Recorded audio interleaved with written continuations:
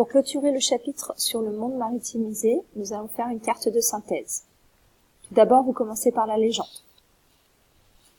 La légende, nous allons l'organiser en deux parties. Première partie, une maritimisation des échanges. Tout d'abord, vous placez les principales routes maritimes. Ensuite, les principaux ports. Les principales façades maritimes de la planète. Les points de passage stratégiques, détroits et canaux. Dans une seconde partie, les espaces de ressources et de tension. Avec les ZEE, zones économiques exclusives. En rose, les principales puissances navales. Une étoile pour signifier les tensions liées aux frontières maritimes. Et enfin, un triangle pour les hydrocarbures offshore. Je vous rappelle que votre légende doit être alignée, que tout doit être fait à la règle et propre. N'oubliez pas non plus que lorsque vous faites des trop gros symboles et trop gros figurés, ça ne marche pas car ils doivent être de la même taille sur votre carte. Vous collez ensuite votre planisphère. Première chose que nous plaçons, les principales routes maritimes.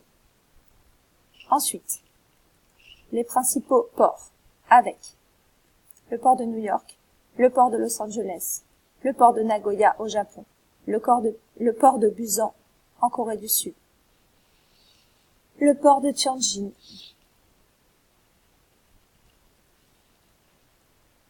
le port de Shanghai, le port de Guangzhou, le port de Singapour et le port de Sydney. Ensuite, les principales façades maritimes. La Northern Range, la façade maritime Est, la façade maritime Ouest des États-Unis et la principale façade de l'Asie orientale. Vous placez ensuite les principaux points de passage stratégiques avec le canal de Panama, le détroit de Gibraltar, le canal de Suez, le détroit de Bab el-Mandeb, le détroit d'Ormuz et le détroit de Malacca. Dans une seconde partie, nous avons placé les zones économiques exclusives.